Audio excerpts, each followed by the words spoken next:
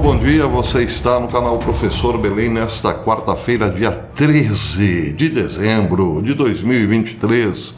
Sejam todos bem-vindos. E para muitos, ele era um autêntico profeta. Para outros, não passava de um charlatão, cujas centúrias poderiam ser interpretadas de inúmeras maneiras. Já o cineasta Orson Welles o chamava de O Homem que Viu o Amanhã. Inclusive fez um filme documentário sobre Nostradamus. Estou falando de Michel de Notre Dame, que realmente para muitos é sim um autêntico profeta. Existem grupos de estudos, faculdades que se dedicam a entender as suas centúrias. Não falaria sobre isso se hoje o Daily Mail, tabloide inglês, não trouxesse as previsões de Nostradamus para 2024. Claro, concentrando-se na geopolítica, mas também falando de uma possível morte de Bergoglio, argentino Bergoglio, e a substituição por um Papa romano, que ficaria muito tempo, um Papa jovem, que, segundo Nostradamus, ficaria muito tempo na cadeira. Fala também sobre uma possível renúncia do príncipe Charles III. Enfim, diz o tabloide inglês que, em relação a Estados Unidos e China, Joe Biden tentou congelar as relações com a China quando ele e Xi Jinping se reuniram no mês passado, novembro de 2023, para discutir Taiwan, fentanil e mudanças climáticas. No entanto, Nostradamus previu que este encontro não seria nada produtivo, por assim dizer, não resultaria em nada, segundo o Daily Mail. Em um versículo que começa descrevendo o combate e batalha naval, Nostradamus descreve sobre como um adversário vermelho ficará pálido de medo, colocando o grande oceano em pavor, Oceano Pacífico, provavelmente. O adversário vermelho, diz o Daily Mail, poderia referir-se à China, dada a cor de sua bandeira, e as referências ao conflito naval são assustadoras à luz da escalada da discussão sobre o estado de Taiwan, com a ilha localizada na junção dos mares do leste e do sul da China, ou seja, um possível confronto direto entre Estados Unidos e China por causa de Taiwan, evidentemente. Diz o Daily Mail que este é certamente um conflito a evitar, principalmente porque a China é um adversário forte, principalmente em questões marítimas, com Pequim ostentando hoje a maior marinha do planeta, diz o Daily Mail. Em relação a outro tema, sobre a Casa Real da Inglaterra, o autor britânico, comentarista de Nostradamus, Mario Radin, tinha falado anteriormente sobre como o astrólogo francês previu a morte da rainha Elizabeth II. O vidente pode enfrentar outro acerto de contas agora para 2024 com a família real, com uma de suas previsões falando sobre o rei das ilhas, Charles III, que teve, segundo Nostradamus, teria um divórcio polêmico e depois seria expulso à força de sua cadeira de rei. Será então Charles III substituído por aquele que não terá a marca de um rei. Na análise de Radin, isso aponta para a abdicação do rei Carlos III devido a ataques persistentes contra ele e sua segunda esposa, e Harry substituindo-o em vez de William, já que Harry não teria a marca de um rei, ou qualquer um de seus filhos, como o homem que não tem a marca de um rei. Bem, em relação à questão climática, diz a matéria, com 2024 chegando após a cúpula a COP28, essa previsão de Nostradamus pode acompanhar os eventos em dezembro em Dubai, que deverão quebrar recordes de emissão de carbono, o que não é um bom sinal. O caos climático já começou com casos de incêndios florestais, inundações e secas que aumentaram muito em todo o mundo nos últimos anos, especialmente em 2023. Mas o que é interessante é como ele parece ter previsto esses eventos apocalípticos tantos séculos antes. Ele diz numa de suas centúrias: a terra ficará mais seca e haverá grandes inundações quando for vista. Esse vista, no caso aqui, poderia ser interpretado quando a questão for discutida, daí porque o texto do Daily Mail faz alusão à COP28. Em outros lugares, Nostradamus alerta sobre tempestades que levarão à fome. Ele diz, Nostradamus, fome muito grande através de onda pestilenta. Bem, em relação a Bergoglio, o rei não é a única figura importante na fila, o rei da Inglaterra, na fila para a substituição, de acordo com as profecias de Nostradamus. O Papa Francisco, atualmente com cerca de 80 anos e tendo sofrido problemas de saúde nos últimos tempos, poderia não seguir em frente. Uma passagem das profecias de Nostradamus diz: através da morte de um pontífice muito velho, um romano de boa idade será eleito.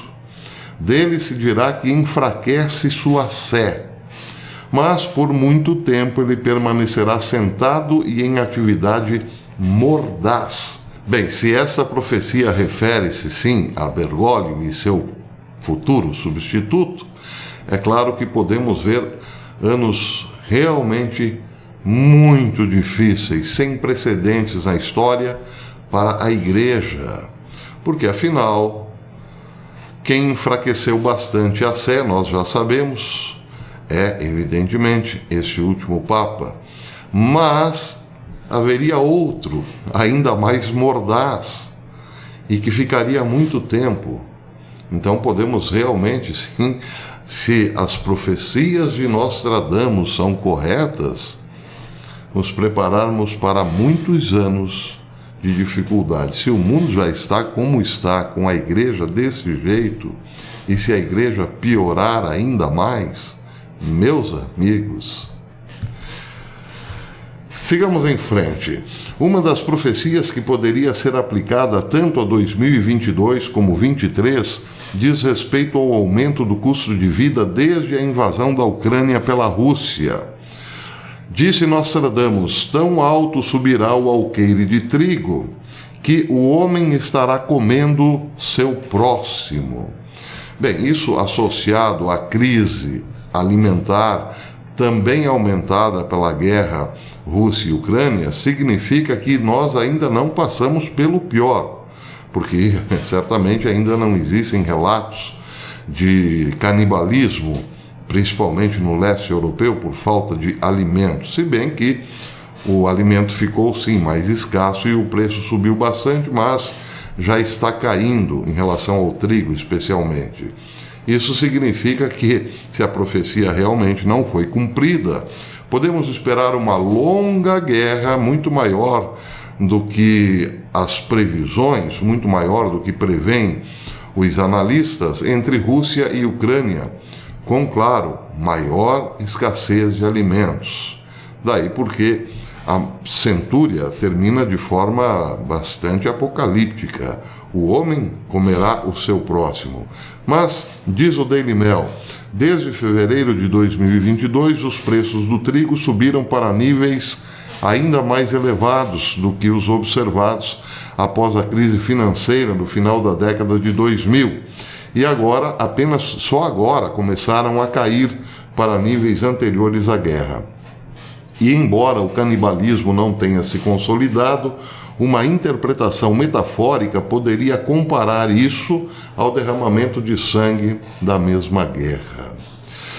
Por falar em guerra, vejam que interessante. Ontem eu fiz um texto, publiquei no Twitter e também aqui na aba Comunidades, falando sobre o que eu vejo em relação a esta guerra, a este conflito Rússia e Ucrânia. Se a Rússia vencer, estaria consolidado o projeto que tem sustentado ditaduras pelo mundo, como por exemplo da Nicarágua, como por exemplo a cubana, como por exemplo a venezuelana, e também fortalecendo Kim Jong-un, a Coreia do Norte, com um comércio, apesar da Coreia do Norte sofrer sanções, mas também, evidentemente, fortalecer o Irã. E se a turma de Biden vencer a Rússia, claro que ficariam ainda mais fortalecidos os globalistas, que têm um amplo projeto de redução populacional, mudança, por assim dizer, na concepção humana, para não entrar em detalhes, entre outras cositas. Pois é, estaríamos, então, eu disse, entre a cruz e a espada. Na verdade, estamos, esse é o verbo. Estamos entre a cruz e a espada. Mas disse exatamente ontem um analista do Gatestone Instituto, Con Cogan, o seguinte: o fracasso persistente da administração Biden em fornecer à Ucrânia os suprimentos militares de que necessita representa um sério perigo de dar a vitória ao presidente russo Vladimir Putin. Os ucranianos continuam desesperadamente sem munições essenciais. Qualquer forma de sucesso russo na Ucrânia significaria não só um desastre para Kiev, mas também para toda a aliança ocidental. Putin não escondeu o seu desejo de estender a agressão militar russa para além da Ucrânia, para incluir outras regiões da Europa Oriental. É vital, portanto, que a administração Biden não só renove o seu apoio a Zelensky durante a visita a Washington essa semana, mas também garanta que as forças ucranianas recebam o equipamento de que necessitam desesperadamente para derrotar a Rússia. Bem, ontem, Zelensky, ao lado de Joe Biden, recebeu a notícia de que Biden havia assinado a liberação de uma quantia até pequena, módica para o padrão, 200 milhões de dólares. Isso significou para Biden uma vitória sobre o Congresso e para Zelensky, claro, mais dinheiro para continuar sustentando-se nas pernas e também, evidentemente, mantendo o seu governo. Mas a questão é realmente importante aí neste momento para essa administração, porque não poderá levar a situação assim em banho-maria até as eleições do ano que vem, porque isso significaria, ou pode significar, a aniquilação total da Ucrânia, a vitória de Putin e sua provável escalada para outros países do leste europeu.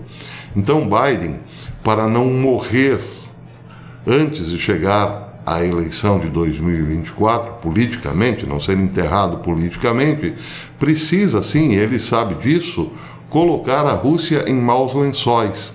E esse é um momento, é uma necessidade política, principalmente porque a vitória de Putin significará não apenas a derrota do Deep State lá nos Estados Unidos, mas também um enfraquecimento do Grupo de Genebra, aquele que tenta controlar a Europa com mão de ferro. Essa é a questão do momento. Para terminar, diz o autor da matéria que só garantindo que Putin sofra uma derrota humilhante na Ucrânia é que o Ocidente conseguirá dissuadir regimes autocráticos como a Rússia, a China e o Irã de cometerem novos atos de agressão. Então, isso tem tudo a ver com o texto que eu havia publicado ontem no X. Eu disse Twitter, mas no X. Também deixei aqui na aba Comunidade. Muito bem, em relação ao fortalecimento de grupos terroristas por parte do Irã, que tem tudo a ver com a Rússia, uma notícia chamou a atenção, ou melhor, não chamou a atenção, mas deveria. A notícia foi dada no dia 11 de dezembro por Khaled Abu Tomeh, que foi republicada no Gatestone Instituto. Ele disse: em 4 de dezembro, o grupo terrorista palestino apoiado pelo Irã, o Hamas, anunciou o estabelecimento de um novo grupo, de uma nova célula no Líbano. O Hamas disse, em suma, que está planejando uma invasão semelhante a Israel, porém desta vez a partir do Líbano. O jornalista libanês Tony Boulos alertou que a intenção do Hamas é estabelecer um novo grupo terrorista no Líbano que poderia transformar o Líbano em terra do Hamas. O Hezbollah quer transformar o Líbano num novo Afeganistão, atraindo todas as organizações terroristas do mundo para que o Líbano se torne uma pátria alternativa aos grupos desonestos. Segundo relatos, o Hezbollah permitiu recentemente o envio de 400 palestinos afiliados ao Hamas ao longo da fronteira com Israel. A coordenação entre os dois grupos terroristas decorre sob a supervisão direta de seus mestres no Irã. Em última análise, a guerra que Israel está travando atualmente contra o Hamas irá enfraquecer o eixo do mal liderado pelo Irã no Oriente Médio, encorajar os árabes a falarem contra o Hamas, o Hezbollah e outros grupos terroristas e finalmente melhorar enormemente as vidas de todos os árabes e palestinos da região que trabalham pela paz com Israel, disse Khaled Abu Tomeh. Bem, está aí então o Hezbollah, que controla boa parte do Líbano, está convidando outros grupos para se instalarem no país, para formar ali uma central do terror, por assim dizer, segundo Khaled Abu Tomeh. E o Hamas, então, claro, aceitando o convite, porque afinal tem que realmente buscar outros lugares para substituir a faixa de Gaza, aceitou de bom grado e já mandou dizer que Israel sofrerá um novo ataque, porém vindo agora do Líbano. Pergunta: os libaneses estão satisfeitos com isso? Se no momento estão até ou podem estar eventualmente otimistas, lembrem o que aconteceu com Gaza. O Líbano poderá sim sofrer fortíssimas consequências. Nada disso está nas profecias de Nostradamus, mas eu penso acabam se encaixando na questão geopolítica prevista pelo profeta francês. Eu normalmente não gosto de falar de profecias que não sejam bíblicas ou marianas, mas nesse caso dei vazão ao que disse o Daily Mail justamente por esses encaixes geopolíticos. Sobre profecias mesmo, sem nenhuma dúvida, eu sempre aconselho o canal do meu querido amigo e irmão Ale Machado, o canal Ale Machado Oficial, esse que vocês estão vendo aí. Basta ir lá e vocês verão a linha profética mariana em profundidade.